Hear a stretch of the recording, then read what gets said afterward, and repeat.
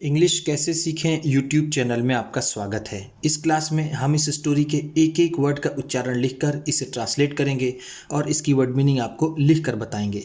लिखने से वो वर्ड मीनिंग आपके दिमाग में ज़्यादा समय तक रहेगी और साथ में हम आपको ग्रामर से जुड़ी, टेंस से जुड़ी छोटी छोटी बातें भी बताएंगे, जिससे आपको इंग्लिश लिखना, पढ़ना, बोलना और समझना और अच्छे से आने लगेगा। मेरी वीडियोज़ में इस तरह के वर्ड्स, इस तरह के सेंटेंसेस होते हैं जिसको हम डेली बोलने में यूज़ करते हैं और वो हमें आसानी से याद भी हो जाते हैं। अगर आप हमारी वीडियोस लगातार देखेंगे तो आपको धीरे धीरे इंग्लिश लिखना, पढ़ना, बोलना और समझना और अच्छे से आने लगेगा। आज की इस वीडियो में हम ढेर सारी वर्ड मीनिंग्स और इंग्लिश सेंटेंसेस को देखेंगे, जिसके माध्यम से हम आसानी से इंग्लिश बोलना सीख सकते हैं। इसी के साथ आप कर दीजिए इस वीडियो को लाइक और मैं करता हूँ शुरू। इंग्लिश रीडिंग, क्योंकि ये वीडियो ट्रांसलेशन के साथ साथ रीडिंग की भी है। A knowledge of grammar, a knowledge of grammar, व्याकरण का ज्ञान। नॉलेज का मतलब होगा ज्ञान, ऑफ का ग्रामर व्याकरण। ऐसे तो ग्रामर का मतलब व्याकरण होता है, लेकिन हम इस पूरी स्टोरी में इसे ग्रामर ही कहेंगे। ग्रामर का ज्ञान इज एसेंशियल, इज एसेंशियल, आवश्यक है। इसका मतलब है एसेंशियल, आवश्यक या फिर ज़रूरी। For good speaking and writing, for good speaking and writing, अच्छा बोलने और लिखने के लिए। गुड का मतलब है अच्छा, फॉर का मतलब के लिए, स्पीकिंग बोलना, राइटिंग लिखना। ग्रामर का ज्ञान अच्छा बोलने और लिखने के लिए आवश्यक है। बाय विच, बाय विच जिसके द्वारा, बाय विच का मतलब है जिसके द्वारा, जिसके द्वारा। Once mind is judged, once mind is judged, किसी का भी मस्तिष्क जज किया जाता है या फिर किसी के भी दिमाग का अंदाज़ा लगाया जा सकता है। जज का मतलब होता है अंदाज़ा लगाना, अंदाज़ा लगाना। ध्यान दीजिएगा, एक जज होता है जो निर्णय देता है, जिसे न्यायाधीश कहते हैं, और एक जज ये है जो वर्ब में है, इसका मतलब होगा अंदाज़ा लगाना। माइंड का मतलब होगा मस्तिष्क या फिर दिमाग, या फिर जिसे हम कह सकते हैं सोच। वंस का मतलब किसी का, किसी का। Studying grammar means hard work, studying grammar, इसे आप ग्रामर और ग्रामर दोनों पढ़ सकते हैं। ग्रामर पढ़ना, मीन्स का मतलब है, मीन का मतलब होता है मतलब, मतलब होना या फिर मतलब। ग्रामर पढ़ने का मतलब है हार्ड वर्क, हार्ड वर्क कठिन परिश्रम या फिर कड़ी मेहनत। हार्ड वर्क का मतलब होता है कड़ी मेहनत, कड़ी मेहनत। It must be learned, it must be learned, इसे सीखा जाना चाहिए। लर्न का मतलब होता है सीखना, मस्ट बी लर्न है तो इसे सीखा जाना चाहिए। As a whole, as a whole, पूरी तरह से। एज अ वोल का मतलब होगा पूरी तरह से, पूरी तरह से। With no part omitted, with no part omitted, बिना किसी भाग को छोड़े हुए। अमिट का मतलब होता है छोड़ना, नो पार्ट कोई भी भाग, पार्ट का मतलब होगा भाग। एंड और इट डिमांड्स, इट डिमांड्स, और यह मांगता है या फिर इसमें ज़रूरत होती है। ऐसे तो डिमांड का मतलब होता है मांगना, लेकिन यहाँ पर इसका मतलब होगा रिक्वायर। रिक्वायर का मतलब होता है आवश्यकता होना या फिर ज़रूरत होना। इसमें ज़रूरत होती है। Much thought and patience, much thought and patience, बहुत विचार और धैर्य की। मच का मतलब है यहाँ पर बहुत, थॉट विचार, एंड और पेशेंस धैर्य। बट लेकिन वंस एक्वायर्ड, वंस एक्वायर्ड एक बार प्राप्त कर लेने के बाद। वंस का मतलब है एक बार, एक्वायर का मतलब होता है प्राप्त करना, प्राप्त करना। ध्यान दीजिएगा, देखिए ये रिक्वायर है, ये एक्वायर है, दोनों में फर्क है। It can give, it can give ये दे सकता है। गिव का मतलब होता है देना, कैन का मतलब सकना, ये दे सकता है। A life times pleasure and benefit, a life times pleasure जिंदगी भर का आनंद, एंड बेनिफिट और फायदा। लाइफ टाइम का मतलब है जिंदगी भर का, जिंदगी भर का। प्लेजर का मतलब होगा आनंद, और बेनिफिट का मतलब फायदा। It's study requires, it's study इसकी पढ़ाई, स्टडी का मतलब होगा पढ़ाई या फिर अध्ययन।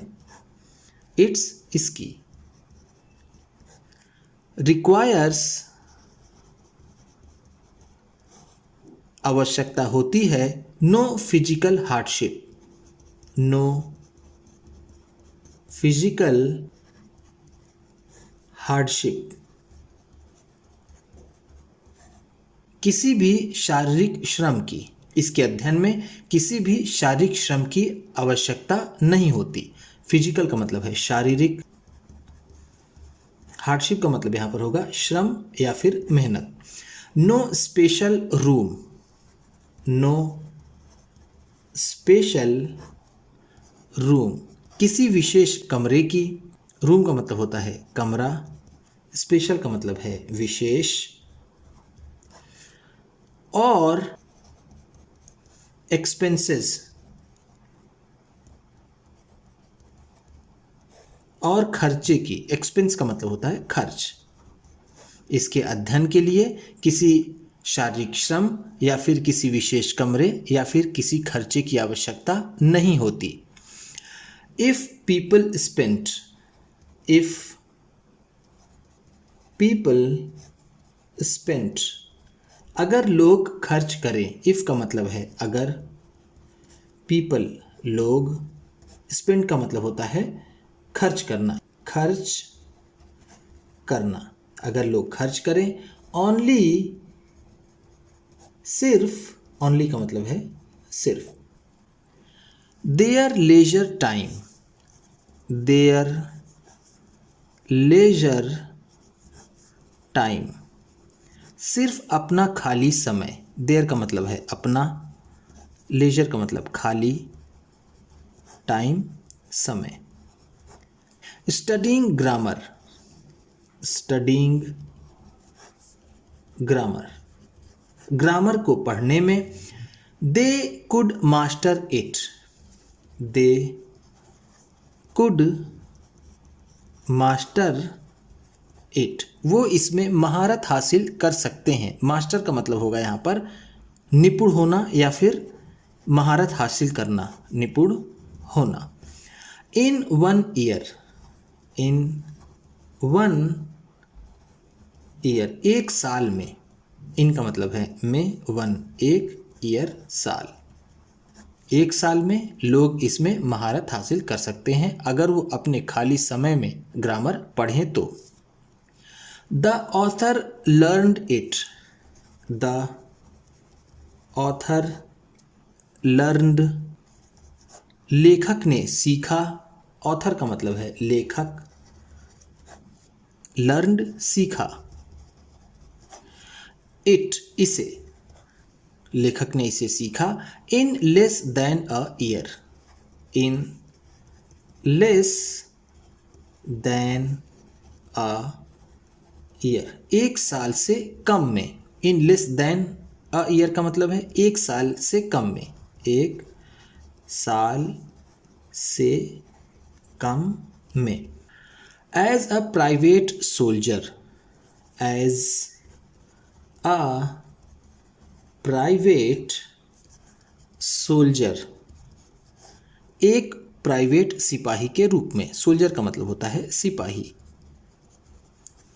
Earning 6 pence a day, earning 6 pence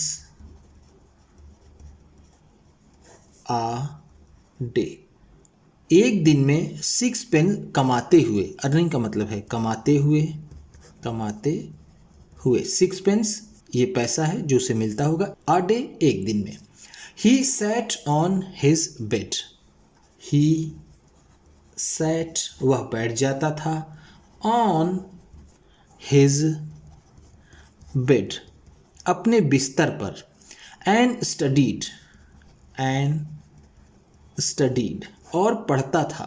set seat का सेकेंड फॉर्म है, सिट का मतलब होता है बैठना और सैट है तो बैठता था। अनेबल टू अफोर्ड कैंडल और ऑयल, अनेबल